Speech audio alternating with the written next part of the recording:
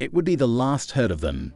On February 24, 2019, from high on perilous Nanga Parbat in the Karakoram range, Tom Ballard and Danielle Nardi made a routine call. Their voices strained, weary echoed across the airwaves, yet no one could have known that this would be their final transmission. What happened next remains a mystery we will unravel piece by piece as we go deeper into this sad story. But first, let's take a step back and understand how these two climbers came to be on one of the deadliest mountains in the world. Tom Ballard was born in Derbyshire in England in October 1988 into the family of mountaineers. His mother, Alison Hargreaves, was the first woman ever to ascend Mount Everest without supplementary oxygen. Unfortunately, Alison died on K2 in 1995 when Tom was just 6 years old. Despite his mother's untimely death, Tom inherited her passion for climbing and became an accomplished mountaineer himself. In 2017, Ballard met Danielle Nardi during a foreign-speaking expedition to climb the Northeast Wall, Link Sar, a 7,041-meter peak in the Karakoram. After the expedition failed to reach the top due to avalanches, they immediately became good friends, united by the same power of adventure. Born in Ses, Italy, Danielle Nardi was an avid lover of climbing, having made a number of historic ascents. Having started at a rather young age, he rapidly established himself as an experienced and skilled climber. He had climbed different mountain ranges around the world, the Himalayas, the Andes, and the Karakoram, known to have the highest peak, K2. In December 2018, Nardi and Ballard arrived in Pakistan to prepare for their ascent of Nanga Parbat. They were there to make an attempt on a new route, the fabled Mummery Spur. The Mummery Spur is historic but highly dangerous. It is constantly hit by avalanches. Nardi was eager to complete this climb in winter, having attempted it several times before. This was an immense challenge for Ballard, who had never climbed higher than 6,000 meters. Other than Nardi, Ballard, and Elizabeth Revel, who was Nardi's partner in 2013, the only other climbers of this route were Reinhold Messner and his brother Gunther in 1970. Unfortunately, Gunther died of altitude sickness close to the base. It's the most dangerous route on Nanga Parbat, Messner once said, emphasizing the peril of the climb. In 2016, Simone Moro made the first winter ascents of Nanga Parbat, his fourth new winter ascent of an 8,000-meter peak. Of Ballard's attempt, Moro said, "It was like playing Russian roulette on the mountain." On December 29, 2018, Ballard posted a photo on Instagram of Nanga Parbat. "Our goal is in front of our eyes, so close you could almost touch it," he wrote.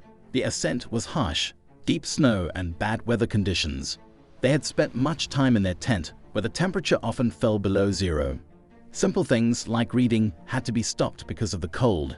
They trained by climbing in the rocky boulders on sunny days, slowly working their way up Mummery Route. They then fixed their first, second, and third camps.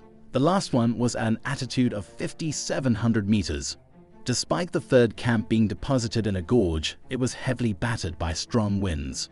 Several attempts were made by Ballard and Nardi to reach Camp 2 and Camp 3, but continuous retreats were made due to unstable conditions. There was a continuous threat of avalanches, as they found their tents buried by every further attempt. Once they retreated from Camp 1 for safety reasons. It was quite prudent then when a huge avalanche swept through a little later. On January 18, 2019, Ballard uploaded an Instagram photo showing a tent buried in Camp 3. "There's a tent under there somewhere. Camp 3, circa 5,700 meters, he said. This post highlighted one of the extreme conditions facing them, but they were resolute in their determination to summit at all costs. On February 10, 2019, Ballard shared another Instagram post. "Outbreaking trail to C1 again today and carrying skis due to the extreme cold granularity skins don't stick. Strong winds high up, so we came down again. Good job we did, because later that day a big avalanche swept over C2. They had to wait for better weather before continuing their climb."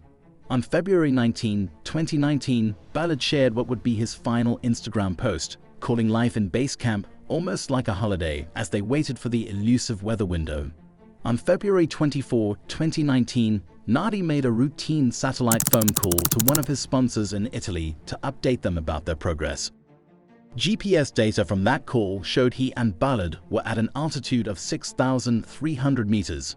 Nardi said they were going down to 6,000 meters to shelter from the storm. Later that evening, he phoned his wife and then base camp to say they would descend further to Camp 3 at 5,700 meters. That was the last anyone heard from them. After February 24, contact with the climbers fell apart. Days turned into weeks, without any sign of life or global positioning system signals. Concern mounted slowly, and a full-scale international rescue operation was put into action, though poor visibility, along with political unrest between India and Pakistan, hampered the efforts.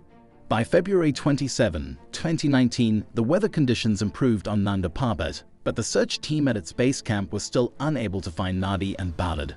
A helicopter with experienced mountaineer Ali Sadpara was ready to start the search of the area.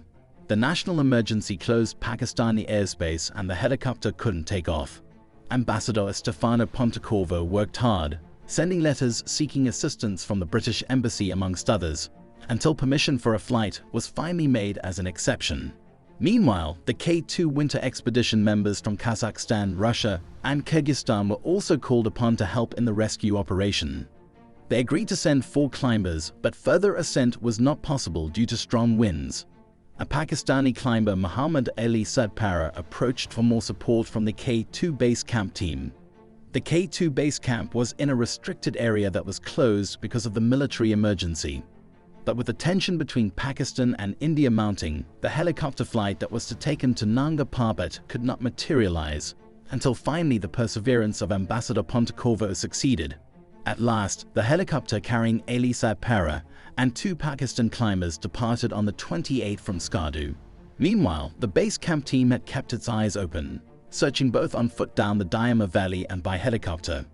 A vacant, snow-covered tent was located at Camp 3, and there were signs of an avalanche on the slope, indicating high danger. On March 1, 2019, the rescue team was joined by 4 Russian climbers that came from K2 and resumed their search. Unfortunately, there was high avalanche danger on Nanga Parbat. Thus, it became a very dangerous operation.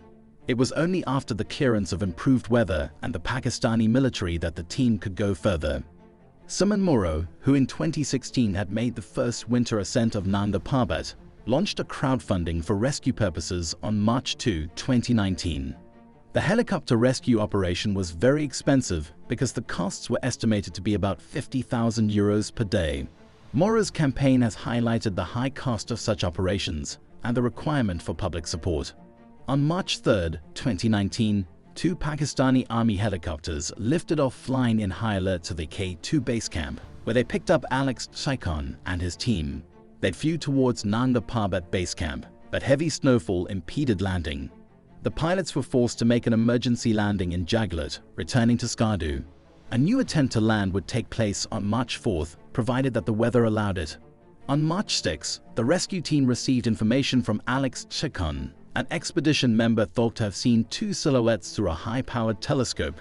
The team prepared to confirm the sightings with a helicopter flight, but the craft was called back by the Pakistani Army for other operations. Identification would be stalled for some days, but the rescue team promised to do all it could to recover their bodies. The sad turn that Tom Ballard's and Danielle Nadi's disappearance took then, as we said a little later into the story. On March 9th, proud Ambassador Stefano Pontecorvo announced via Twitter that the silhouettes seen at about 5,900 meters altitude were confirmed to be those of Tom Ballard and Danielle Nadi. It is with great sadness that I want to inform that the search for Danielle Nadi and Tom Ballard is ended, he said in his tweet. Rest in peace. Commemorations of various kinds tributes to the tragic death of Tom Ballard and Danielle Nadi were made. Their families and friends have memorial funds in their name, numerous articles written, and a couple of documentaries made. A good example is the documentary titled The Last Mountain that followed their climb on Nanga Parbat back in 2019.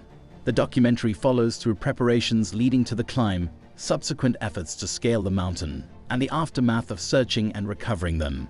It looks into their love of climbing, the risks they decided to incur, and the consequences of their passing on to their families and loved ones.